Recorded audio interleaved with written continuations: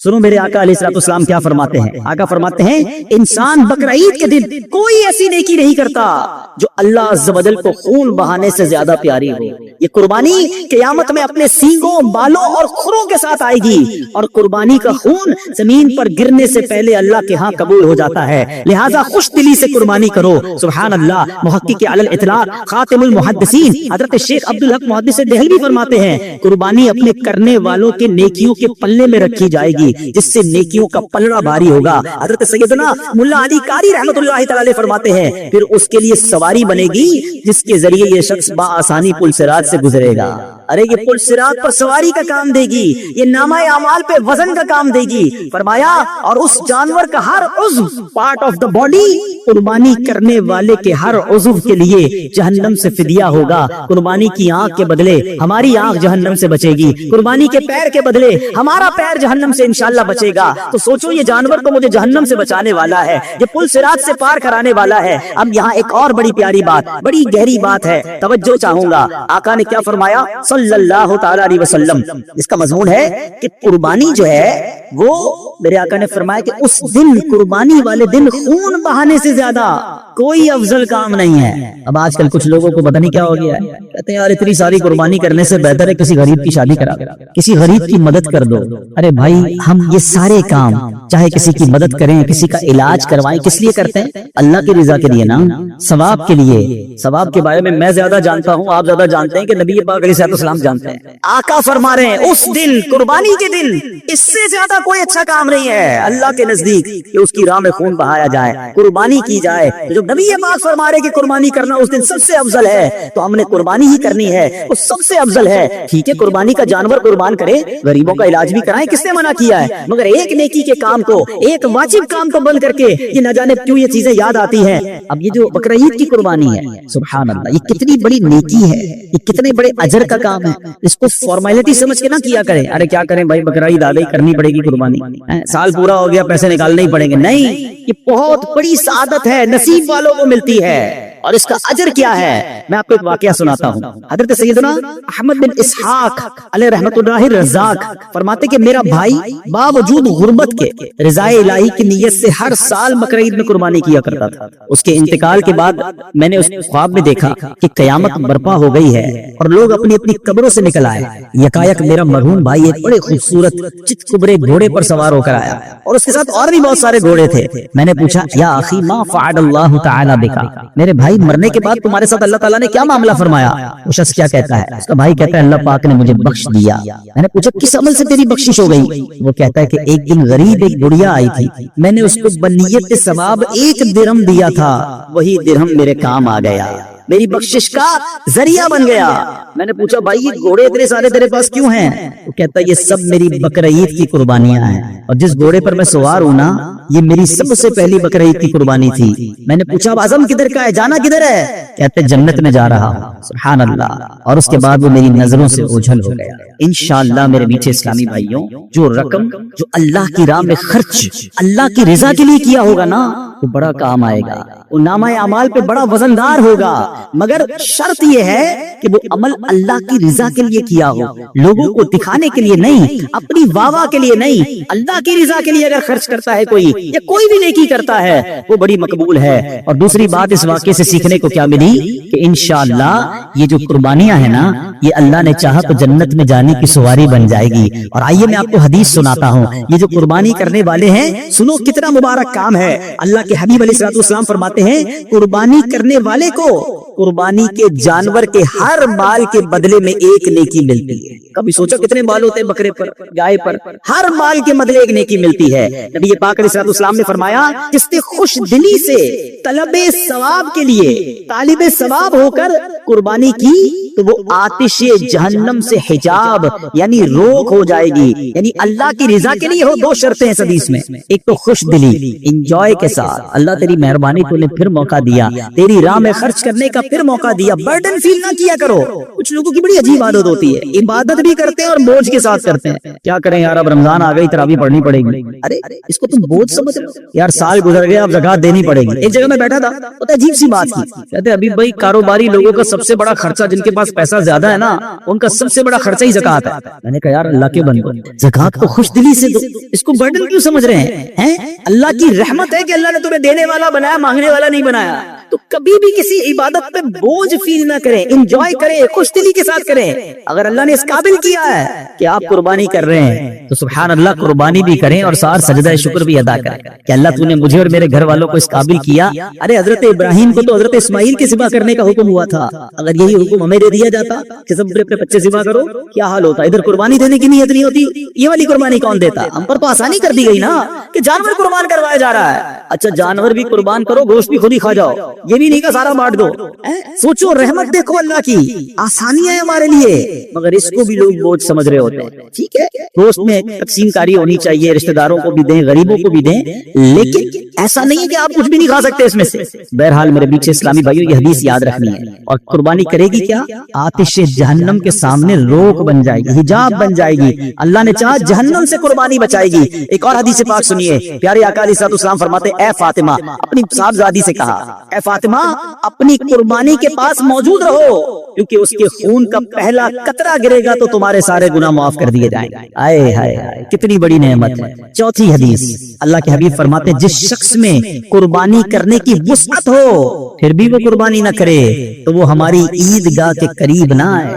ہاں، اس کو نبی پاک نے اپنے آپ سے دور فرما دیا۔ وہ لوگ جو قربانی اس میں سستی کرتے ہیں، اچھا پھر پورے گھر کا ایک بکرا کر لیں گے، گھر میں افراد بہت سارے، ایک جانور سب کی طرف سے، حساب نہیں کرتے کہ حصے کتنے بن رہے ہیں، حصے پورے ہو رہے ہیں کہ نہیں ہو رہے۔ کیونکہ بعض صورتوں میں اگر آپ کی کیلکولیشن درست نہیں ہے، یا آپ نے ایک ہی جانور، مثال کے طور پہ ایک بکرے میں سارے گھر والوں کی قربانی شامل کر دی، کسی کی بھی قربانی نہیں ہوگی۔ آپ کو یہ باقاعدہ سیکھنا ہوگا کہ کس طرح حصوں کی تقسیم ہوگی، یہ ایک واجب کام ہے، اس کے احکام بھی تو جانیے نا۔ یہ تو کسی ایکسپرٹ سے پوچھتے ذرا بتاؤ بھائی دانت کیسے دیکھنے ہیں، جانور کون سا لینا چاہیے، مگر اس کی قربانی کرتے وقت نیت کیسے ہوگی، اس کی اجازت کیسے ہوگی، جانور کی عمر کتنی ہونی چاہیے، یہ کون معلوم کرتا ہے؟ تو خدا را یہ واجب کام پراپر طریقے سے شریعت کے تقاضوں کے مطابق کریں، خوش دلی کے ساتھ کریں، سعادت سمجھ کر کریں۔ اللہ نے چاہا یہ آپ کے لیے بہت زبردست نیکی ہو جائے گی۔ ایسے کچھ لوگ ہیں جن کو ایسے موقعوں پر یہ چیزیں یاد آتی ہیں، ارے یار حج پر بہت سارے لوگ جاتے ہیں، بڑا خرچہ ہو جاتا ہے، یہ خرچہ بچا کر دوسرا کام کرنا چاہیے،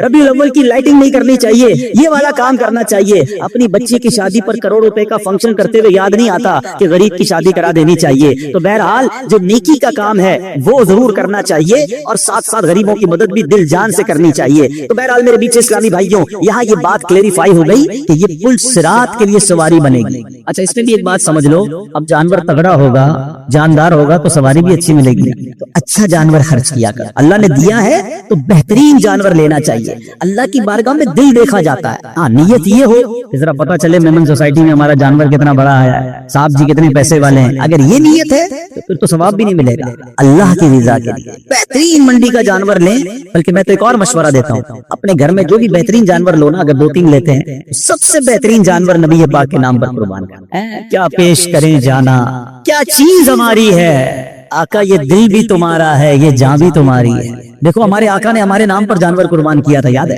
ہاں، حجۃ الوداع کے موقع پر نبی پاک نے امت کے نام پر قربانی کی۔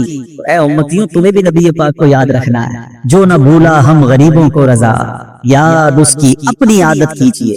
نبی پاک کو ہماری قربانی کی عادت نہیں، ہم کو گوشت تھوڑی پہنچے گا، یہ محبت کا اظہار ہے، گوشت تو پھر بھی ہمارے پاس ہی رہ جانا ہے۔ تو بہرحال قربانی کریں، خوش دلی کے ساتھ کریں، اچھی نیتوں کے ساتھ کریں، قربانی کا جانور بہترین لیں، اس لیے کہ یہاں اللہ کی بارگاہ میں دل دیکھا جاتا ہے کہ بندے کو مال سے محبت ہے یا اللہ کی رضا سے محبت ہے۔ جتنا قیمتی جانور ہوگا نا اتنا مشکل سے دل سے نکلے گا، اور جب آپ کے دل سے کوئی کام مشکل ہوتا ہے اس کا اجر بھی زیادہ ہوتا ہے، اور پھر اس کو بانٹیں غریبوں میں، تقسیم کریں رشتہ داروں میں، انشاءاللہ اس کا خوب ثواب کمائیں۔ تو قربانی جس کو اللہ نے نوازا ہے بہترین جانور کرے، اور پھر سبحان اللہ نبی پاک علیہ السلام کے نام کریں تو کیا بات ہے۔ اچھا قربانی کے دنوں میں جو قربانی کرنے کا ارادہ رکھتا ہے اس کے بارے میں یہ ہے کہ ناخن، بال اور بردال خال وغیرہ نہ کٹوائے، کیونکہ یہ حاجیوں سے مشابہت ہو جاتی ہے. حاجی بھی احرام پہن کے یہ سب چیزیں نہیں کرتے، تو حجامت وغیرہ نہ کروائے تو انشاءاللہ اس کی برکتیں ملیں گی. اور جو قربانی نہیں کرتا وہ بھی غریب ہے بیچارہ، نہیں کر پاتا، علماء کہتے ہیں اگر وہ بھی یہ اعمال ان دنوں میں کر لے، ذوالحجہ کے 10 دنوں میں، تو انشاءاللہ اس کو قربانی کا ثواب بھی مل جائے. تو یہ کام کرنا چاہیے. اور سبحان اللہ، بلکہ مفتی صاحب فرماتے ہیں کہ جو قربانی نہ کر سکے عشرے میں، یعنی ذوالحجہ کے ابتدائی 10 ایام میں حجامت نہ کرائے، بقرعید کے دن یا بعد نماز عید حجامت کرائے، تو انشاءاللہ قربانی کا ثواب کمائے گا. اچھا، اب یہاں پر ایک دو باتیں مزید قربانی کے لیے عرض کر دوں، پھر انشاءاللہ اس کے بعد میں حضرت اسماعیل علیہ السلام اور حضرت ابراہیم کا وہ واقعہ سنانا چاہتا ہوں، تاکہ ہمارے بچوں کو یہ پتہ تو چلے کہ قربانی واجب کیوں ہوئی تھی، یہ یاد کس کی ہے، یہ واقعہ کیا تھا. اللہ اکبر، جتنی بار اس واقعے کو پڑھیں آنکھوں میں آنسو آ جاتے ہیں، دل بے قرار ہو جاتا ہے. یہ کیسے لوگ تھے، اللہ کی رضا پر کیسے راضی تھے، کتنی بڑی قربانی کے لیے وہ تیار ہو گئے، اور آج ہمیں چھوٹی سی قربانی دینے میں لوگوں کے دلوں پر بوجھ آ جاتا ہے. تو بہرحال میرے بیچ اسلامی بھائیوں، قربانی کی جو دعا ہے نا، یہ انشاءاللہ آپ کو دعوت اسلامی کے جو رسالے ہیں مکتبۃ المدینہ کے، اس میں مل جائے گی، مگر مجھے بہت پسند ہے. عربی دعائیں یاد کر لو اور اس کو ترجمے کے ساتھ یاد کر. آئے اس دعا کے ذرا معنی سنو. اللہ کرے کہ مجھے تو وہ بی بی فاطمہ سے جو نبی پاک نے فرمایا نا کہ اے فاطمہ قربانی کے پاس رہنا، پہلا قطرہ گرتے ہی تمہارے پچھلے گناہ معاف کر دیے جائیں گے. اب یہ دعا کیا ہے؟ وہ دعا یہ ہے، انی وجہت وجہی للذی فطر السماوات والارض حنیفا وما انا من المشرکین ان صلاتی ونسکی ومحیای ومماتی للہ رب العالمین لا شریک لہ وبذالک امرت وانا من المسلمین. کیا ترجمہ ہے اس کا؟ یہ تو ویسے بھی پڑھنے والی دعا ہے. ترجمہ کیا ہے کہ میں نے اپنا منہ اس کی طرف کیا جس نے آسمان و زمین بنائے، ایک اسی کا ہو کر، اور میں مشرکوں میں نہیں. بے شک میری نماز اور میری قربانیاں اور میرا جینا اور میرا مرنا سب اللہ کے لیے ہے، جو رب سارے جہان کا، اس کا کوئی شریک نہیں. مجھے یہی حکم ہے اور میں مسلمانوں میں ہوں. اللہ اکبر. جب اس کیفیت میں بندہ قربانی کرے کہ اللہ میرا جینا، میرا مرنا، میری نماز، میری قربانی سب تیرے لیے ہے، اللہ ان کیفیتوں کے ساتھ قربانی کرنا اب نصیب فرمائے. تو بہرحال میرے بیچ اسلامی بھائیوں، اب چلتے ہیں یہ قربانی شروع کہاں سے. حضرت ابراہیم علیہ السلام بڑی عظیم ہستی ہیں. یاد رہے حضرت ابراہیم کو ابو الانبیاء کہا جاتا ہے. یہ وہ نبی ہیں کہ ان کے بعد جتنے انبیاء آئے سب کے آپ والد ہیں. آپ کو ابو الرحیم بھی کہا جاتا ہے. ابراہیم ابو الرحیم بھی کہا جاتا ہے. وہ کیوں کہ آپ جو ہے بڑے مہمان نواز تھے. روزانہ دسترخوان پر آپ کو کوئی مہمان چاہیے ہوتا، جب تک مہمان نہ ملتا آپ کھانا نہیں کھاتے. مہمان نوازی بھی آپ کے دور سے شروع ہوئی. اب آپ کو بیٹے کی تمنا تھی، آپ اللہ کی بارگاہ میں دعا کرتے تھے، اے اللہ مجھے بیٹا عطا کر دے. اچھا، آپ 99 سال کی عمر تک بے اولاد تھے، 99 ایئرس کی تھی. چلو تھوڑا سا یہاں ایک درس دیتے. کئی لوگ ملتے ہیں کہتے ہیں اولاد نہیں ہے، اور پھر مایوسی کی باتیں کرتے ہیں. میں تو نماز پڑھتا ہوں پھر بھی اولاد نہیں، حج کر کے آئے پھر بھی اولاد نہیں. معاذ اللہ، اللہ کی رضا پر راضی نہیں ہے. ایک بات یاد کر لو، اگر رب نے کچھ نہیں دیا نا تو یہی میرے لیے بہتر ہوگا. کیا پتا تمہارے نصیب میں ایسی اولاد ہو تمہیں مار کے گھر سے نکالتی. بعد میں ماں باپ کہتے ہیں نا نہیں ہوتی اولاد تو اچھا تھا. نہیں ہوتی ایسی اولاد. کیسی نافرمان اولاد ہوتی ہے لوگوں کی. تیرا رب اگر اسی پر راضی ہے تو راضی رہو نا. 99 ایئرس کی ایج ہو گئی حضرت ابراہیم کی، اولاد نہیں ہے، مگر رب سے دعا کرتے ہیں، مایوس بھی نہیں ہے. اور دعا کا انداز کیا تھا؟ آپ کہتے ہیں اسمع یا ایل، اسمع یا ایل. اسمع عربی میں کہتے سن لے، اور عمرانی زبان میں ایل کہتے اللہ کو، پروردگار کو. اے اللہ میری سن لے. سبحان اللہ. حضرت اسماعیل 99 سال میں حضرت ابراہیم کو عطا کیے گئے، اور حضرت ابراہیم نے بیٹے کا نام ہی اسماعیل رکھ دیا. جو دعا میں پکارتے تھے اسمع یا ایل، یہی نام اسماعیل جو ہے وہ اپنے بیٹے کا نام رکھ دیا. اے میرے بیچ اسلامی بھائیوں، یاد رہے حضرت ابراہیم کی کیا شان ہے.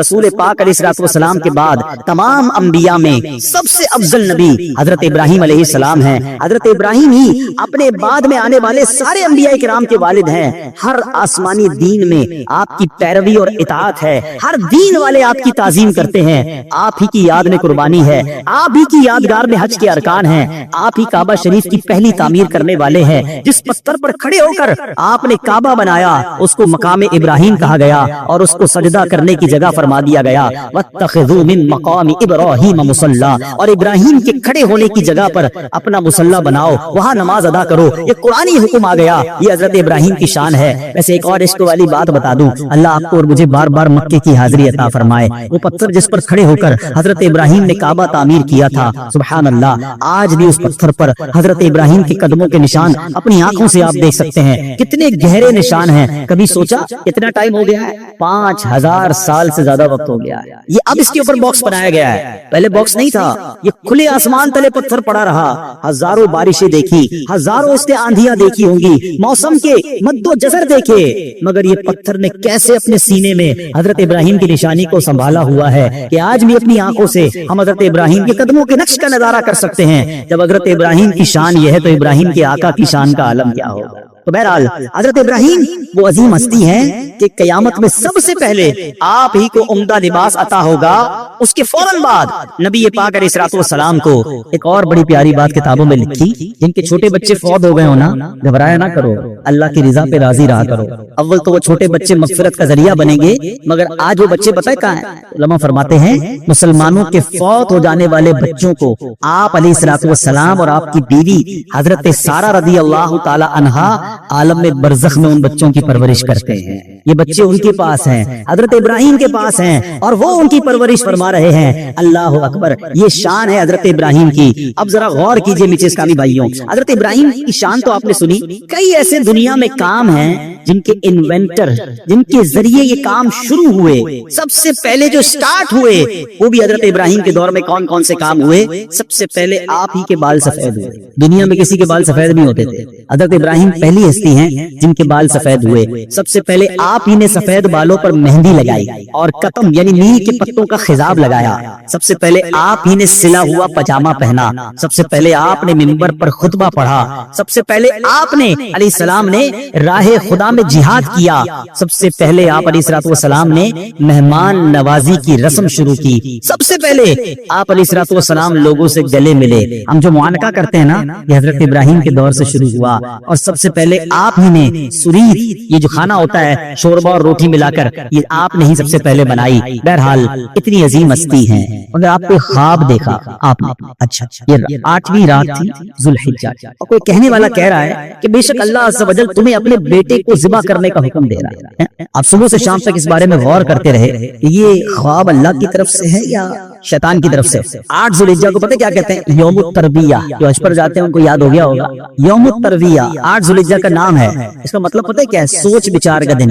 حضرت ابراہیم نے یہ دن سوچ و بچار میں گزارا تھا، اس لیے اس کا نام ہی یوم الترویہ پڑ گیا۔ 9ویں رات پھر خواب آیا، صبح یقین کر لیا کہ یہ اللہ کی طرف سے۔ اب 9 ذوالحجہ کو کیا کہا جاتا ہے؟ یوم عرفہ، یعنی پہچاننے کا دن۔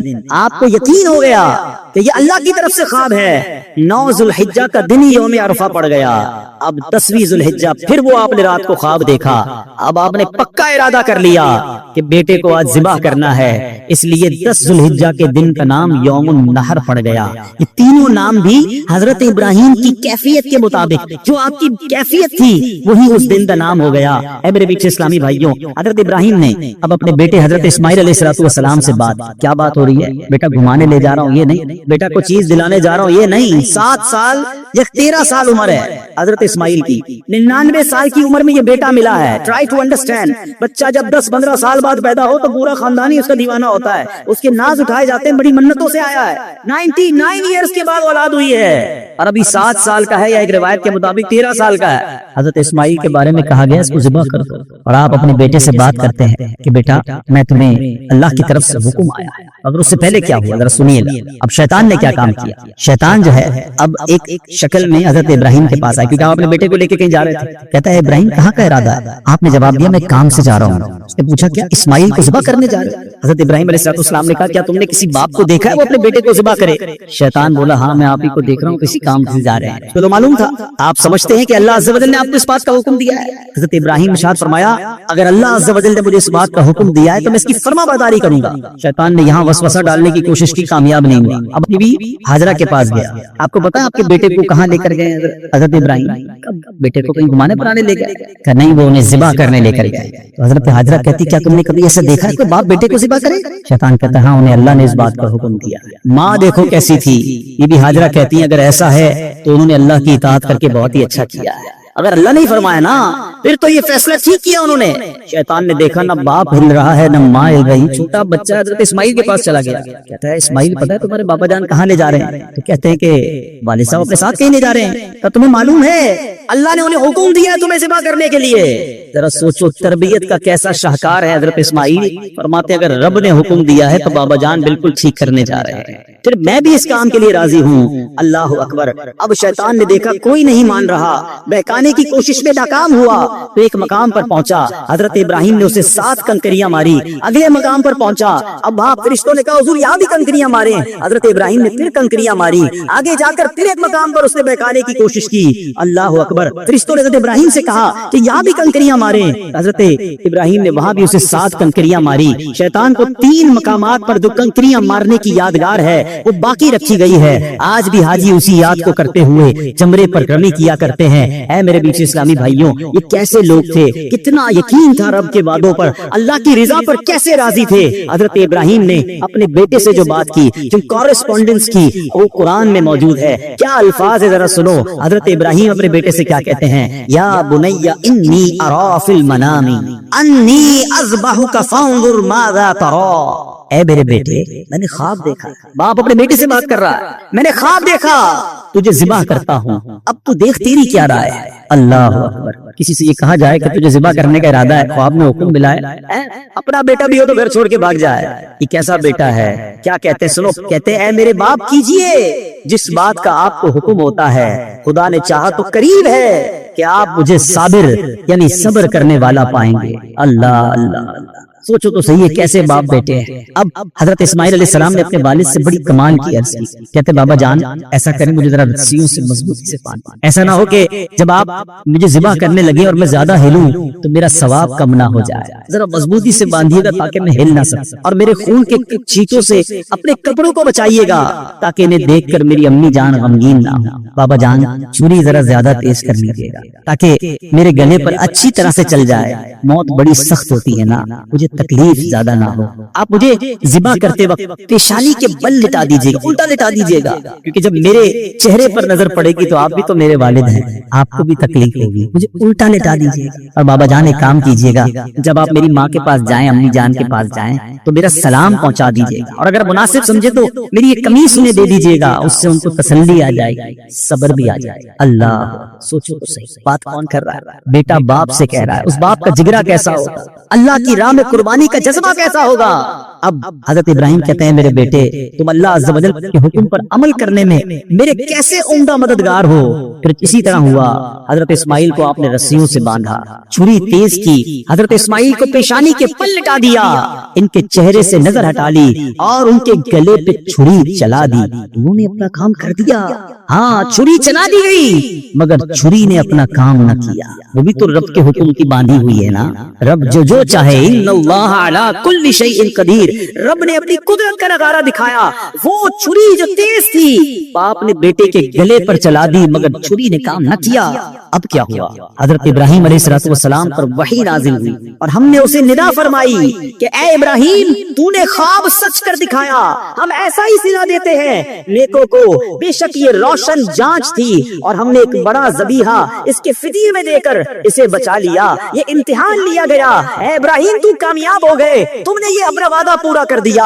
अल्लाह अकबर। अब जब जमीन पर लिटा दिया गया तो अल्लाह ने जिब्रील को हुक्म दिया कि जन्नत से एक दुम्बा लाया जाए, एक मेंढा लाया जाए। वो मेंढा लेकर आए। जरा सोचो मंजर कैसा होगा। हजरत इस्माइल उल्टे लेटे हुए हैं, बाप के हाथ में छुरी है और वो फिरा चुके हैं। अब ऊपर से आवाज आती है, अल्लाहु अकबर अल्लाहु अकबर। हजरत जिब्राइल मेंढा लेकर आ रहे हैं और ऊपर से सर सना लगा रहे हैं। हजरत इब्राहिम ने जब ऊपर देखा तो जान लिया कि अल्लाह की तरफ से आजमाइश का वक्त गुजर चुका है, इम्तिहान पूरा हो गया है, बेटे के फिदिये की जगह मेंढा भेजा जा रहा है। हजरत इब्राहिम ने खुश होकर क्या कहा, ला इलाहा इल्लल्लाहु वल्लाहु अकबर।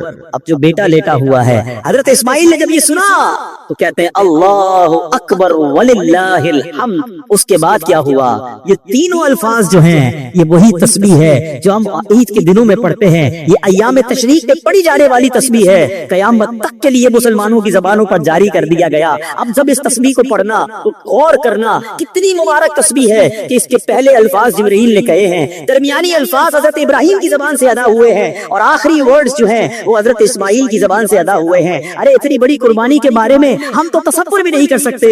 आओ मुबारक लोगों की जबान से निकले हुए ये मुबारक अल्फाज उसी तसव्वुर में पढ़ते हैं। अल्लाह करीम मुबारक अल्फाज के सदके हमारी मग़फ़िरत फरमाए। मिलकर पढ़ेंगे, अल्लाहु अकबर अल्लाहु अकबर ला इलाहा इल्लल्लाह अल्लाहु अकबर अल्लाहु अकबर वलिल्लाहिल हम्द। अभी के दिनों में जब ये तस्बीह पढ़ना ना तो याद रखना जिब्राइल ने शुरू की थी, हजरत इब्राहिम ने आगे पढ़ी थी और आखिरी अल्फाज हजरत इस्माइल ने अदा किए। अल्लाह अकबर। ये कैसा मंजर था, ये कैसा इम्तिहान था जिसमें ये खानदान कैसा कामयाब हुआ। रहती दुनिया तक तिलावत होती रहेगी, कुरान पढ़ा जाता रहेगा और इस कुर्बानी का और इस सब्र का जिक्र होता रहेगा। ऐ मेरे बीच इस्लामी भाइयों, ये मेंढा कौन सा था? आए देखो अल्लाह करीम ने जो ये मेंढा भेजा हजरत इस्माइल की जगह पर फिदिये के तौर पर, मुफस्सिरीन कहते हैं कि ये मेंढा जन्नत से आया था और ये वही मेंढा था जिसको हजरत आदम अलैहिस्सलाम के बेटे हजरत हाबील ने कुर्बानी में पेश किया था। उस मेंढे का गोश्त पकाया नहीं गया बल्कि उसे दरिंदों और परिंदों ने खा लिया। मेरे बीच इस्लामी भाइयों, यहाँ एक छोटा सा मसला भी समझ लें। अजीब अजीब लोग होते हैं, अपने दिमाग से चीजों को तय कर रहे होते हैं। भाई जब हजरत इब्राहिम को ख्वाब में आया बेटा ज़िबा करो, तो आज भी रात को किसी के ख्वाब में आ जाए बेटा ज़िबा करो, तो क्या कल बेटा ज़िबा करने निकल पड़ेंगे? हाँ, ये जरा सुन के जाओ भाई, ठीक है ना। याद रहे, कोई शख्स ख्वाब या गैबी आवाज की बुनियाद पर अपने या किसी दूसरे के बच्चे को ज़िबा नहीं कर सकता। करेगा तो सख्त गुनाहगार और अज़ाबे जहन्नम का हकदार होगा। हजरत इब्राहिम अलैहिस्सलाम ने जो ख्वाब की बुनियाद पर अपने बेटे की कुर्बानी के लिए आप तैयार हुए, ये हक है क्योंकि आप नबी हैं और नबी का ख्वाब भी वही इलाही होता है। ये उन हजरात का इम्तिहान था। हजरत जिब्राइल जन्नती दुम्बा ले आए और अल्लाह के हुक्म से हजरत इब्राहिम ने अपने प्यारे बेटे के बजाय उस जन्नती दुम्बे को ज़िबा फरमा दिया। मेरे बीच इस्लामी भाइयों, अल्लाह ने अब ये याद कैसी बाकी रखी कि अब रहती दुनिया में कयामत तक जो कुर्बानियां होंगी वो हजरत इब्राहिम अलैहिस्सलाम और हजरत इस्माइल की याद में ये जो हम कुर्बानी करते हैं। तो बहरहाल मेरे बीच इस्लामी भाइयों, ये वाकया जब भी पढ़ें ईमान ताज़ा हो जाता है, अकल भी हैरान हो जाती है। ये कैसे लोग थे? यही हजरत इब्राहिम, ये तो अभी 7 या 13 साल के हो गए ना। जब छोटे थे तो क्या किया था? बीबी हाजरा और हजरत इस्माइल को मक्के में छोड़ आए थे। बिल्कुल लको तक सहरा था, पानी भी नहीं था, थोड़ी सी खजूरें थोड़ा सा पानी देकर छोड़ा है क्योंकि अल्लाह का हुक्म था। बीबी हाजरा ने कहा था कि इब्राहिम अभी कहाँ छोड़े जा रहे हो, किसके आसरे छोड़े जा रहे हो? हजरत इब्राहिम ने 2 बार 3 बार जवाब नहीं दिया। बीबी हाजरा ने कहा कि क्या आपको अल्लाह ने हुक्म दिया है? फरमाया हाँ, मुझे रब ने हुक्म दिया। कहा अगर अल्लाह ने हुक्म दिया है तो बड़ा कारसाज है, वो हमें जाया नहीं करेगा। ये कैसी माँ थी, ये कैसा खानदान था। अरे आज अपने घर वालों को छोड़कर कोई थोड़े दिनों के लिए दीन के काम के लिए जाए तो घर वाले नहीं जाने देते, परेशान हो जाते हैं। ये कैसे लोग थे कि अपने बीबी को, अपने बच्चे को, जिस बच्चे को बड़ी दुआओं से मांगा था, एक सहरा में छोड़कर आ गए। मगर वही ठहरना मक्के की आबादकारी की बुनियाद बना। वो हजरत इस्माइल का रोना, वो बीबी हाजरा का दौड़ना, वो जमजम का जारी होना, वो कुएं का उबल पड़ना और उसके बाद जनाब लोगों का मक्के में आकर आबाद होना। और अब फिर मक्का जब आबाद हुआ तो काबे की तामीर भी अल्लाह करीम ने शरफ हजरत इस्माइल और हजरत इब्राहिम को अता फरमाया। ये जो मकाम इब्राहिम की बात हो रही थी, एक और मौजज़ा बताऊं हजरत इब्राहिम का। मकाम इब्राहिम आप देखें, काबा जब हम देखते हैं ना कितना ऊंचा है, इतनी ऊंची तामीर कैसे की हो? आज के जमाने में तो क्रेन और बहुत सारी चीजें होती है, बड़े बड़े पत्थर ऊपर तक पहुंचाने होते हैं, लिफ्टें लगती हैं। किताबों में लिखा है जो मकाम इब्राहिम था ना, काबे की दीवार जितनी ऊंची होती जाती थी, मकाम इब्राहिम इतना ऊपर होता जाता था। یہ لفٹ کا کام کرتا تھا، جب نیچے تعمیر کرنی ہوتی تھی یہ پتھر نیچے آ جاتا تھا۔ اللہ اکبر، اللہ نے اپنے گھر کی تعمیر کا کیا انتظام کیا۔ اچھا پھر جب اس کی تعمیر کرنی تھی ایک اور پرابلم تھی، کعبہ جو ہے وہ اٹھا لیا گیا تھا طوفان نوح کے موقع پر۔ اب کعبے کی ڈائمینشنز نہیں پتا تھی کہ ایگزیکٹلی کعبہ کدھر ہے جہاں بنانا ہے۔ حضرت ابراہیم کو حکم ہوا اے ابراہیم کعبے کی تعمیر کرو۔ اب اس جگہ کی نشاندہی کے لیے ایک بادل بھیجا گیا۔ ارشاد ہوا اس بادل کے نیچے جتنی سائے کی جگہ ہے نا یہی کعبے کی چار دیواری کی جگہ ہے، یہاں کعبہ تعمیر کرو۔ ایگزیکٹلی ڈائمینشن بتانے کے لیے ایک بادل بھیجا گیا۔ حضرت ابراہیم نے بالکل اس کے نیچے باؤنڈری بنائی اور کعبے کی تعمیر شروع کی، کعبہ تعمیر ہو گیا۔ اب حضرت ابراہیم کو حکم ہوا اے ابراہیم لوگوں کو حج کے لیے بلاؤ، لوگوں کو آواز لگاؤ۔ مکے میں کتنے لوگ رہتے تھے؟ آپ نے کہا یا اللہ ساری دنیا میں میری آواز کیسے پہنچے گی؟ آج میں حیدرآباد میں بیٹھا ہوں، بیان کر رہا ہوں، سینکڑوں ہزاروں لوگ ہیں، دور دور تک آواز جا رہی ہے، مائک ہے، مگر پھر بھی حیدرآباد کی اس میدان تک ہی ہے نا۔ اگر دنیا میں پہنچانی ہے تو اب انٹرنیٹ ہے، یہ سوشل میڈیا پہ پتہ نہیں کوئی امریکہ میں کوئی یورپ میں ہمارا بیان سن رہا ہوگا، مگر اس زمانے میں تو یہ سب کچھ نہیں تھا۔ کہا گیا ہے ابراہیم آواز لگاؤ۔ کہا یا اللہ میری آواز کیسے پہنچے گی؟ ارشاد ہوا ابراہیم آواز لگانا تمہارا کام ہے، پہنچانا ہمارا کام ہے۔ حضرت ابراہیم چڑھ گئے جبل ابو قبیس پر، آج بھی وہ پہاڑ موجود ہے صفا مروہ کے ساتھ، اور یہ سب سے قدیم پہاڑ کہا جاتا ہے۔ حضرت ابراہیم کھڑے ہوئے اور آپ نے لوگوں کو حج کے لیے بلایا، صدا لگائی۔ کیا صدا ہوگی؟ آپ کو پتہ ہے اللہ نے صدا کو کیسے پہنچایا؟ کتابوں میں لکھا ہے اس وقت دنیا میں جتنے لوگ تھے all around the world سب نے حضرت ابراہیم کی اس آواز کو سنا۔ سنو، صرف لوگوں نے نہیں سنا بلکہ جو ابھی دنیا میں نہیں آئے تھے، ماں کے پیٹ میں تھے، انہوں نے بھی سنا، جو باپ کے پشت میں تھے انہوں نے بھی سنا، جن کی روحیں عالم ارواح میں تھی انہوں نے بھی سنا، اور جس نے جواب دیا اللہ اکبر اس وقت لبیک پڑھی گئی۔ کتابوں میں لکھا ہے جس نے حضرت ابراہیم کی اس صدا پر ایک بار لبیک کہا وہ زندگی میں ایک بار حج کرے گا، اس نے 2 بار اس وقت لبیک کہا وہ 2 حج کرے گا، جس نے جتنی بار اس وقت لبیک کہا تھا حضرت ابراہیم کی اس ندا پر اللہ کریم اتنی بار اسے حج پر بلائے گا۔ مبارک ہو ان کو جو حج کرائے ہیں، سبحان اللہ۔ اللہ کا جتنا شکر ادا کرے کم ہے کہ اللہ نے ہماری روح کو یہ توفیق بخشی تھی۔ ہم دنیا میں تو نہیں آئے تھے، ہزاروں سال پرانی بات ہے، حضرت ابراہیم کی اس پکار پر ہماری روح نے لبیک کہا، رب نے حج پر بلایا، اور ہم اللہ سے دعا کرتے ہیں مولا پھر حج پہ بلا، جو نہیں گئے انہیں بھی حج پہ بلا اور انہیں بھی وہ مبارک مناظر دیکھنا نصیب فرما۔ تو کمال کی داستان ہے حضرت ابراہیم کی باتیں، ان کی زندگی کے انداز، ایسے ایسے واقعات ہیں۔ نمرود کے سامنے جس طرح وہ 18-20 سال کی عمر میں کھڑے ہو گئے، آگ میں ڈال دیا گیا، مگر وہ اللہ تبارک و تعالیٰ پر توکل کیسا تھا، بھروسہ کیسا تھا، اور اس بھروسے کا کمال کیا ہوا کہ اللہ کریم نے حکم فرمایا اور وہ آگ گلزار بن گئی۔ ایک روایت کے مطابق 40 دن آپ آگ کے اندر رہے، مگر باہر آتے ہیں تو آپ کا بال بھی بیکا نہیں ہوتا ہے، آپ کے جسم پر خراش بھی نہیں ہے، اللہ نے آگ کو گلزار بنا دیا۔ فرق کیا ہے؟ آج ہماری مصیبتیں حل نہیں ہوتی، آج ہم ڈر اور خوف میں مبتلا رہ جاتے ہیں، ان کا توکل ایسا تھا کہ آگ گلزار بن جاتی تھی۔ کمال کی بات شاعر مشرق لکھتے ہیں، کہتے ہیں اگر آج بھی ہو ابراہیم سا ایمان پیدا۔ ایکچولی the difference is دل میں ایمان ہی وہ نہیں ہے، بھروسہ ہی وہ نہیں ہے، توکل ہی وہ نہیں ہے۔ کیا کہتے ہیں؟ اگر آج بھی ہو ابراہیم سا ایمان پیدا، آگ کر سکتی ہے انداز گلستان پیدا۔ اگر آج وہ ایمان آ جائے تو آج آپ کی غموں کی آگ گلزار بن جائے گی، آج آپ کی مخالفت کی آگ بھی گلزار بن جائے گی۔ اور سبحان اللہ ایک اور بات سیکھنے کو ملی، عقل تو کہتی تھی اے ابراہیم آگ میں جاؤ گے جل کر راکھ ہو جاؤ گے، اتنی بڑی آگ ہے کہ پرندے نہیں گزر رہے، مگر حضرت ابراہیم کے عشق نے کچھ اور ہی فیصلہ کیا۔ شاعر کہتے ہیں نا عقل والوں کے نصیبوں میں کہاں ذوق جنون، ہر بات لاجک سے نہیں تولی جاتی، عقل والوں کے نصیبوں میں کہاں ذوق جنون، عشق والے ہیں جو ہر چیز لٹا دیتے ہیں، بے خطر کود پڑا آتش نمرود میں، عشق کا فیصلہ تھا نا، عقل کا نہیں تھا، بے خطر کود پڑا آتش نمرود میں عشق، عقل تھی محو تماشائے لبے بام ابھی، ارے عقل تو سوچتی رہ گئی، عشق نے اپنا کام کر دیا۔ تو بہرحال میرے بیچ اسلامی بھائیوں، ون آف دا بیوٹیفل سیرت کا شاندار ہسٹری ہے حضرت ابراہیم کی، کمال کی شخصیت ہے، جتنا پڑھیں ایمان تازہ ہوتا ہے۔ ارے اب تو قربانی کریں گے پھر ان کی یاد آئے گی، انشاءاللہ حج میں جائیں گے پھر ان کی یاد آئے گی۔ اللہ سیدنا ابراہیم علیہ السلام کے مزار پر کروڑوں رحمتوں کی بارش نازل فرمائے اور ان کے فیوز و برکات سے ہمیں مالا مال فرمائے، ان کی سیرت سے کچھ سیکھنا نصیب فرمائے، اور اس بار اپنی قربانی کو شاندار انداز میں اخلاص کے ساتھ کرنے کی توفیق عطا فرمائے۔ ارشاد فرمایا اے موسیٰ بات یہ ہے کہ جو یہ کماتا ہے وہ حرام،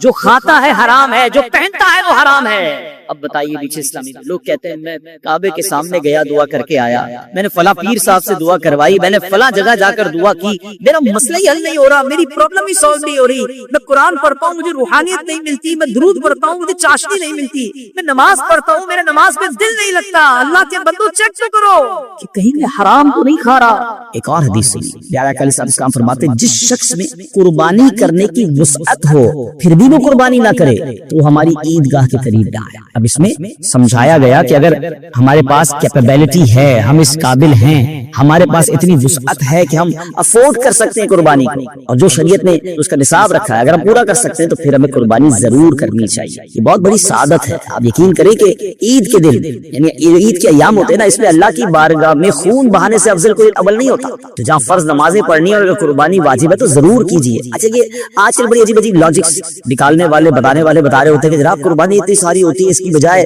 کسی غریب کا بھلا کر دیا جائے۔ ان کو شاید پتہ ہی نہیں ہے کہ قربانی کی وجہ سے غریبوں کا کتنا بڑا بھلا ہوتا ہے۔ ویسے تو سوشل میڈیا پہ ہمارے بڑے تفصیلی کلپس موجود ہیں۔ پہلی بات تو ایک بات سمجھ لیں، میں اور آپ کوئی بھی نیکی کرتے ہیں اللہ کی رضا کے لیے، اگر میرے رب کی رضا ان دنوں میں قربانی میں ہے تو لبیک اللہم لبیک، میرے رب کی رضا ہے میں قربانی کروں گا۔ میں ادھر ادھر کی باتیں نہیں سنوں گا کہ اس کے بدلے کچھ اور کر لو، اس کے بدلے کچھ اور کر لو۔ اور آپ غور کر لیں، ہر سال کچھ لوگوں کے پیٹ میں درد ہوتا ہے جب حج پہ لوگ جاتے ہیں کہ کروڑوں روپے خرچ کر کے وہاں کیوں جا رہے ہیں؟ کسی غریب کا بھلا کرنے۔ اچھا جناب یہ کروڑوں روپے کی قربانی ہو رہی ہے کسی غریب کا بھلا کرنے۔ 12 ربیع الاول کو اگر کوئی لنگر کرتا ہے، نیاز کرتا ہے، خوشی میں لائٹیں لگاتا ہے تو کسی غریب کا بھلا، کوئی نہ کوئی لاجک لے کر آتے ہیں۔ یہ ساری لاجکس جو ہیں آپ ذرا غور کریں اس کے پیچھے معاملہ کیا ہے۔ کبھی بھی آپ کو یہ سنائی دیتا ہے کہ جناب اتنا مہنگا موبائل فون لینے کی کیا ضرورت ہے، کسی غریب کا بھلا کر دیں، اتنی مہنگی واچ چاہیے ہے اور جناب اتنی مہنگی گھڑیاں پہننے کی ضرورت کیا ہے، کسی غریب کا بھلا کر دیں، برانڈڈ کپڑے پہننے کی ضرورت کیا ہے، کسی غریب کا بھلا کر دیں، جناب نیو ایئر نائٹ میں اتنی آتش بازی کرنے کی کیا ضرورت ہے، کسی غریب کا بھلا کر دیں،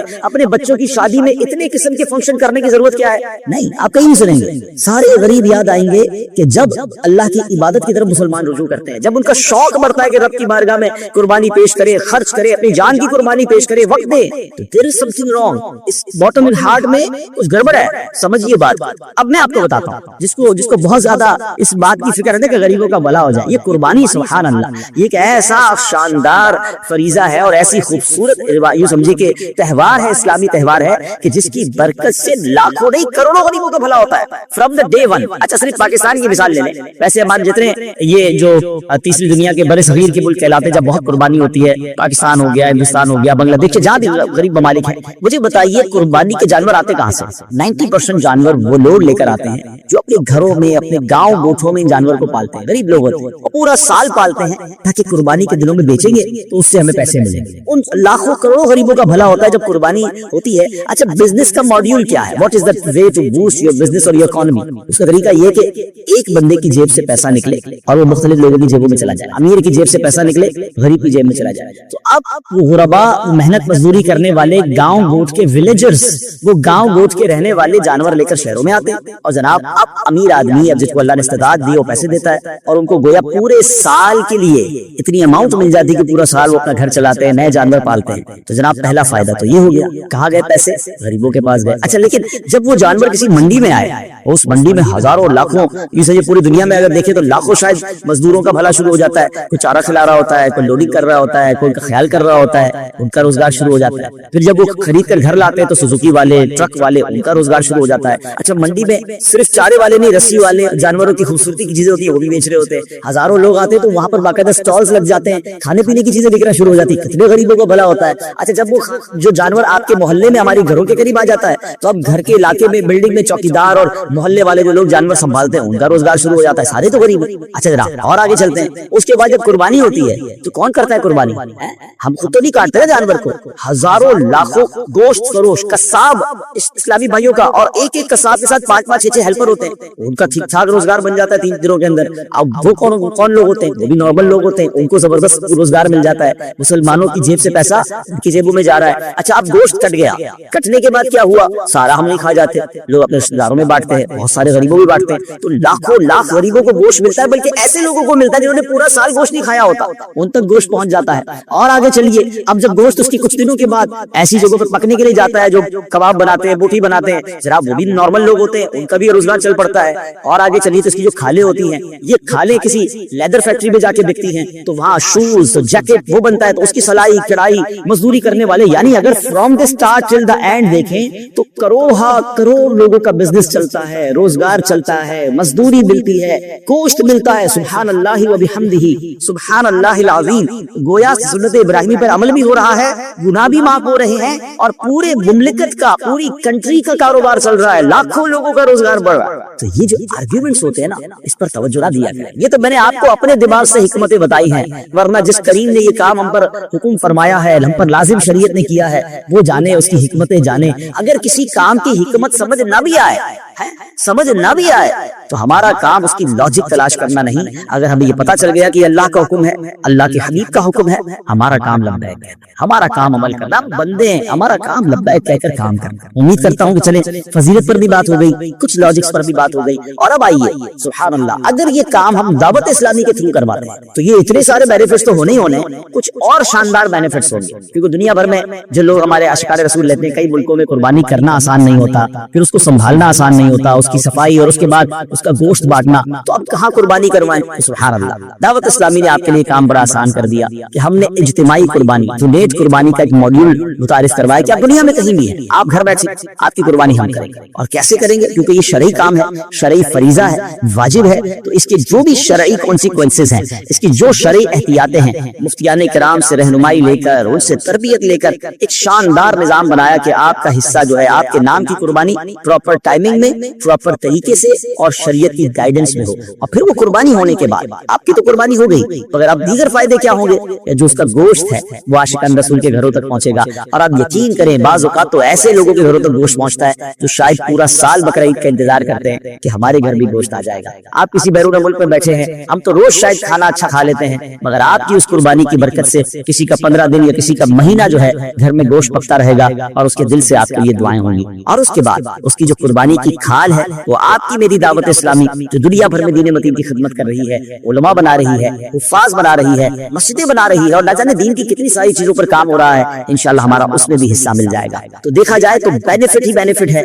انشاءاللہ نیکیوں کا خزانہ ہے۔ تو میری گزارش یہ ہے کہ اس بار آپ نے اپنی قربانی کرنی ہے دعوت اسلامی کے ساتھ، اور ہاں، صرف اپنی قربانی کیوں، اپنے رشتہ داروں سے بات کیجیے، اپنے دوستوں سے بات کیجیے، انشاءاللہ میں ابھی کچھ تفصیل بھی بتاتا ہوں۔ اور میں آپ کو پہلے یہ بتا دیتا ہوں کہ ہمارے جو اس بار قربانی کی ریٹ لسٹ ہے، جو بکرا ہے پورا، اگر آپ ہول گوٹ کرنا چاہتے ہیں تو وہ 34,000 ہے۔ اچھا، اب یہ تو پاک روپیز میں ہے، اچھا، لیکن جو لوگ بیرون ملک میں، تو ان کی آسانی کے لیے میں کرنسی میں کچھ ریٹس بتا دیتا ہوں تاکہ آپ کو یہ پتا چل جائے کہ پر کاؤ شیئر ان UK 65 پاؤنڈز، اور اگر کوئی فل کاؤ دینا چاہتا ہے تو 455 پاؤنڈز ہے، اور اگر کوئی ہمیں ایک گوٹ دینا چاہتا ہے تو 105 پاؤنڈز ہے۔ اب 105 پاؤنڈ یا 65 پاؤنڈ ایک آپ کا حصہ تو ہو جائے گا، لیکن نہ جانے کتنے لوگوں تک ماشاءاللہ گوشت پہنچ جائے گا۔ تو اپنی قربانی اس بار اپنے دعوت اسلامی کے ساتھ کرنی ہے۔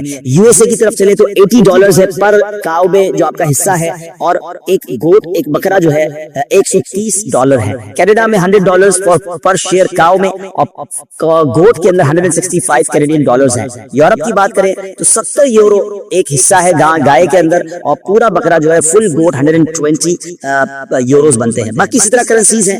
UAE میں اگر ہم بات کریں تو 275 درہمز بنتے ہیں ایک حصے کے، شاید 350 درہم میں تو UAE میں آپ بکرا ڈھونڈ نہیں سکتے یا حصہ لے نہیں سکتے، اور اگر بکرا کی طرف چلیں تو آپ کا بنتا ہے 450 درہم۔ تو کیوں نہ ہمارے مشرق وسطیٰ کے لوگ ہوں، مڈل ایسٹ کے لوگ ہوں، یورپ کے لوگ ہوں، افریقہ کے لوگ ہوں، عاشقان رسول ہوں، اپنی دعوت اسلامی کے ساتھ اس بار قربانی کریں۔ اور ہاں، میں تو ایک اور مشورہ بھی دوں گا کہ اگر آپ نے سبحان اللہ، نبی پاک ہمیں بھولے نہیں تھے، میرے آقا علیہ السلام نے مینا کی وادیوں میں اپنی امت کے لیے قربانی کی۔ کیا ہی اچھا ہو کہ جہاں میں اپنے لیے قربانی کروں، وہاں میرے آقا علیہ السلام کے نام کی بھی قربانی کروں، اور یہ پیارے آقا علیہ السلام کی بارگاہ میں ایصال ثواب کے لیے ہوگا۔ تو ہو سکے تو پوری گائیں یا کم از کم ایک پورا بکرا جو ہے، ہم کہتے ہیں نا کیا پیش کریں جانا، کیا چیز ہماری ہے، یہ دل بھی تمہارا ہے، یہ جان بھی تمہاری ہے، اور سبحان اللہ، اللہ نے اور نوازا ہے تو اپنے سیدی غوث اعظم کے ایصال ثواب کے لیے، ایکچولی نام پر تو اللہ کی قربانی ہوتی ہے، یہ دراصل ایصال ثواب کے لیے ہوتی ہے۔ پھر آگے چلے تو اپنے مرحوم والدین کے ایصال ثواب کے لیے آپ قربانی کر سکتے ہیں، اپنے مرحوم رشتہ داروں کے لیے کر سکتے ہیں، اللہ نے نوازا ہے تو 4 یاروں کے لیے بھی ان کے ایصال ثواب کے لیے کریں، پنجتن پاک کے ایصال ثواب کے لیے کریں۔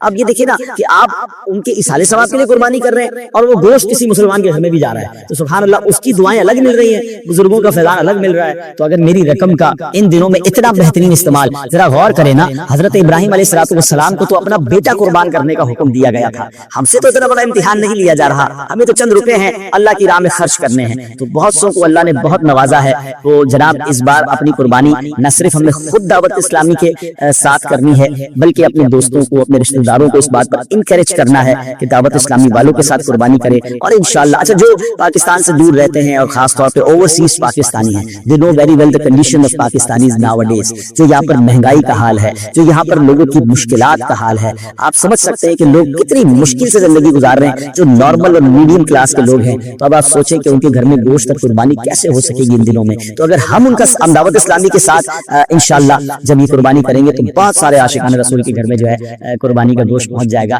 یہ یاد رہے کہ یہ ہماری شرعی احتیاط ہے کہ ہم یہ جملہ نہیں کہہ رہے کہ جناب آپ کی قربانی کا گوشت غریبوں میں تقسیم ہوگا، ہاں میجورٹی غریب ہی ہوتے ہیں، لیکن ہم نے احتیاط ہمیں دارالفتہ نے، چونکہ ہم یہ سارا کام شرعی رہنمائی کے ساتھ لے رہے ہیں، تو ہمارے دارالفتہ کی ہمیں رہنمائی ہے کہ جناب قربانی جو ہے وہ آپ نے دعوت اسلامی کے ساتھ کرنی ہے، اور اس کا جو گوشت ہے وہ عاشقان رسول میں، مسلمانوں میں تقسیم ہوگا۔ میں امید کرتا ہوں کہ اس کا آپ نے بھرپور انشاءاللہ ساتھ دینا ہے ہمارا۔ جی صحیح فرمانا چاہیں گے؟ ایک میسج آئے گا، والدین حیات ہوں تو ان کے لیے بھی قربانی کر سکتے ہیں؟ جی جی، والدین حیات ہوں اور تو پھر تو ان کے نام کی قربانی بالکل ہونی چاہیے، اور اگر وہ صاحب استطاعت ہیں تو ان پر تو واجب ہو جائے گی قربانی۔ لیکن اچھی بات ہے کہ گھر میں اگر کوئی شخص ہے اور اپنے گھر کے بڑوں کے لیے بھی قربانی کرنا چاہتا ہے، بچوں کے لیے بھی کرنا چاہتا ہے، تو بہتر یہ ہے کہ جس کے بالغ کے نام کی قربانی وہ کر رہا ہے ان کو اعتماد میں لے لے کہ اس بار آپ کی قربانی میری طرف سے میں کر رہا ہوں، ان کی اجازت ہو جائے گی تو پھر ان کی قربانی بھی ہو جائے گی۔ ایسا نہ ہو کہ انہیں پتہ ہی نہیں ہے اور آپ ان کی قربانی کر رہے ہیں تو پھر ان کو اپنی قربانی بھی الگ سے کرنی ہوگی۔ اور اگر والدین دنیا سے چلے گئے ہیں تو ان کے لیے بھی ایصال ثواب کے لیے قربانی کی جا سکتی ہے، انشاءاللہ ان کو قبر میں ثواب کا تحفہ ملے گا انشاءاللہ۔ ماشاءاللہ پاکستان میں تو دعوت اسلامی قربانی کی کھالیں بھی جمع کرتی ہے، اور یہ بہت بڑی نیکی ہے کہ بعض اوقات ہم تھوڑی سی توجہ دیتے نا تو ہمارے آس پڑوس میں، ہمارے خاندان میں بہت ساری قربانیاں ہو رہی ہوتی ہیں، ہمیں صرف کہنا ہوتا ہے کہ یہ قربانی کی کھال دعوت اسلامی کو دے دیں، کیونکہ دعوت اسلامی کا تعارف کروانا بہت زیادہ مشکل نہیں ہے، پوری دنیا دعوت اسلامی کو جانتی ہے، پاکستان والے تو زیادہ جانتے ہیں۔ تو اگر ہم تھوڑی سی کوشش کریں اور ہماری کچھ زبان چلانے سے، تھوڑی سی کوشش کرنے سے 25 50 100 کھالے ہو جائیں اور اس کے ذریعے ماشاءاللہ ایک اچھی اماؤنٹ دعوت اسلامی تک پہنچ جائے گی، تو یہ ہمارے لیے اللہ نے چاہ سکتا ہے جاریہ بن سکتا ہے۔ بلکہ ایک اور چیز بھی ہو سکتی ہے صحیح صاحب، جو لوگ پاکستان میں نہیں ہیں ان کے رشتہ دار پاکستان میں ہیں، اچھا آپ نے وہاں سے یورپ سے، یو کے سے، عرب امارات سے یا افریقہ سے کچھ قربانی کے حصے تو بھجوا دیے، مگر یہ بھی تو ہو سکتا ہے کہ آپ اپنے رشتہ داروں کو فون کریں، میسج کریں کہ بھائی اس بار قربانی کی کھال آپ نے دعوت اسلامی کو دینی ہے، آپ نے سمپل یہ کرنا ہے ان سے ایگری کروا کر وہ مان جائیں، تو ان کا فون نمبر اور ایڈریس آپ ہمارے فیضان آن لائن اکیڈمی کا جو ہیلپ لائن نمبر ہے وہاں دے دیں، وہ انشاءاللہ ہماری ٹیم خود ان سے رابطہ کرے گی اور انشاءاللہ عز و جل ان سے جا کر ہم وہ ان کی قربانی کی کھالیں بھی کلیکٹ کر لیں گے اور اس کا ثواب بھی آپ کو مل جائے گا۔ اچھا آپ بیٹھے باہر ہوں گے اور قربانی کی کھالیں یہاں جمع ہو رہی ہوں گی۔ مجھے اچھی طرح یاد ہے کچھ ذمہ داران جو ہیں وہ جب حج پہ جاتے ہیں اور ان کا بڑا شوق ہوتا ہے قربانی کی کھالوں کا، تو وہ وہاں سے بھی میسیجز کر رہے ہوتے ہیں، وہاں سے بھی کال کر رہے ہوتے ہیں کہ بھائی آپ کی قربانی کی کھال، اچھا وہ ان کو نہیں پتا ہوتا وہ باہر ہے، تو یہاں والا جس کی گھر کی قربانی ہو جاتی ہے ان کو میسج کرتا ہے بھائی میری کھال ریڈی ہے، تو وہ مکہ پاک سے ذمہ دار کو کہتا ہے جلدی اس گھر پہ جاؤ جا کے کھال اٹھا لو۔ تو یہ جذبہ ہے نا، یہ جذبہ یہ ہے کہ جناب الحمدللہ رب العالمین والصلاة والسلام علی سید الانبیاء والمرسلین یا ارحم الراحمین یا ارحم الراحمین یا ارحم الراحمین یا ربنا یا ربنا یا ربنا یا ربنا یا اللہ یا رحمان یا رحیم اللہم ربنا آتنا فی الدنیا حسنة وفی الآخرة حسنة وقنا عذاب النار وقنا عذاب القبر وقنا عذاب الحشر وقنا حساب الميزان اللهم أعني على ذكرك وشكرك وحسن عبادتك اللهم ربنا تقبل منا إنك أنت السميع العليم وتب علينا يا مولانا إنك أنت التواب الرحيم اللهم إنا نعوذ بك من الجبن والبخل ونعوذ بك من غلبة الدين وقهر الرجال ونعوذ بك من الهم والحزن ونعوذ بك من العجز والكسل ونعوذ بك من زوال نعمتك يا عزيز يا غفار يا رب العالمين اللهم إنا نسألك الأمن يوم الخوف اللهم إنا نسألك الأمن يوم الخوف ربنا لا تؤاخذنا يوم القيامة ربنا حاسبني حسابا يسيرا ربنا حاسبني حسابا يسيرا يا ميسر كل أمر عسير يسر لي أمري يا الله يا الله يا الله اے ڈوبتوں کو بچانے والے، بے کسوں کی دستگیری کرنے والے، اے گناہگاروں کی مغفرت فرمانے والے مولا، تیرے گناہگار سیاہ کار بندے تیرے پیر پہاڑتے شرمندہ شرمندہ حاضر ہیں، ہم مانتے ہیں مولا نے بڑے گناہ کیے، بڑی خطائیں کی ہیں، تجھے ناراض کرنے میں ہم نے کوئی قطر نہیں چھوڑی ہے۔ اے اللہ تیرے یہ گناہگار بندے ہاتھ اٹھائے تیرے دربار میں حاضر ہیں، تجھ سے نہ مانگے تو کس سے مانگے مولا؟ تیرے سوا کون ہے جو گناہگاروں کی بخشش فرمائے گا؟ اے معاف کرنے والے، ہمارے آج گناہوں کو معاف فرما دے، صغیرہ گناہ بھی معاف کر دے، کبیرہ گناہ بھی معاف کر دے، شکر کیے ہوئے گناہ بھی معاف فرما، اعلانیہ گناہوں کو بھی معاف فرما۔ بس مولا آج ہماری حتمی مغفرت فرما دے، ہم سے سزا کے لیے راضی ہو جا، ہمارے ماں باپ کی بھی مغفرت کر دے، ہمارے بھائی بہنوں کو بخش دے، ہمارے گھر والوں کو بخش دے، ہمارے دوست ابا کو بخش دے، اے اللہ ہمارے مرحومین کی مغفرت کر دے، سرکار علیہ الصلوۃ والسلام کی ساری امت کی بخشش فرما دے، میرے مولا ہمیں نیک بنا دے، پرہیزگار بنا دے، سچا عاشق رسول بنا دے، اپنے والدین کا فرما بردار بنا دے، اے اللہ یہ نیکیوں میں جو سستی ہمیں آ جاتی ہے، اے اللہ یہ سستی دور کر دے، اے اللہ ہمیں چست کر دے، دین کے کام کا جذبہ عطا فرما دے، عبادت کا شوق عطا فرما دے، تلاش کر کر کے نیکیاں کرنے والا بنا دے، اے اللہ لوگوں کو خیر خواہ بنا دے، میرے مولا میرے کریم مولا جتنے بیمار ہیں انہیں شفا عطا فرما دے، اے شفا دینے والے ہمارے مریضوں کو شفا عطا فرما دے، قرض داروں کے قرضے اتر جائیں، بے اولادوں کو نیک اور صالح اولاد دے دے، میرے مالک روٹھوں کو منا دے، بچھڑوں کو ملا دے، اے اللہ رشتوں کے انتظار میں ہیں اچھے اور نیک رشتے عطا کر دے، جن کے رشتے ہو گئے مولا ان کے گھروں کو امن و سکون کا گہوارہ بنا دے، حرمین طیبین کی حاضریاں نصیب فرما، بار بار یہ مقدس سفر ہمارا مقدر بنا دے، اے رب کریم ہم سب کی جان مال عزت آبرو آل اور اولاد دین اور ایمان کی حفاظت فرما، ہمیں حاسدوں کے حسد سے بچا، بد نظروں کی بد نظری سے بچا، شیطان کے شر سے بچا، جادو ٹونے آسیر سے بچا، زمینی اور آسمانی بلاؤں سے بچا، زلزلوں طوفانوں اور وائرسوں سے بچا، میرے مولا ہماری دنیا بھی اچھی کر دے، ہماری آخرت بھی اچھی کر دے، اے کریم تیرے خزانوں میں کمی نہیں، آج جتنے ہاتھ اٹھے ہیں سب کی جھولیاں بھر دے، سب کی مرادیں پوری کر دے، جو یہاں آئے ہیں سب خوشحال ہو جائیں، میرے مالک اس مسجد کو شاد و آباد فرما، اس علاقے پر رحمتوں کا نزول فرما، اور اس مسجد کے آباد کرنے والوں کے گھروں کو آباد فرما، اللہم ربنا تقبل منا انک انت السمیع العلیم وتب علینا یا مولانا انک انت التواب الرحیم، اے اللہ ہماری دعوت اسلامی کی خیر فرما، قبلہ امیر اہل سنت، تمام علماء اور مشائخ اہل سنت اور ہمارے والدین جن کی حیات ہیں ان کا سایہ ان کے سروں پر تا دیر قائم و دائم فرما، اللهم رب اجعلني مقيم الصلاة ومن ذريتي ربنا وتقبل دعاء ربنا اغفر لي ولوالدي وللمؤمنين يوم يقوم الحساب ببركة إن الله وملائكته يصلون على النبي يا أيها الذين آمنوا صلوا عليه وسلموا تسليما صلى الله على النبي الأمي وآله صلى الله عليه وسلم صلاة وسلاما عليك يا سيدي يا رسول الله، جب دمیں واپسی ہو یا اللہ، سامنے ہو روضہ رسول اللہ اور لب پہ ہو لا الہ الا اللہ محمد رسول اللہ۔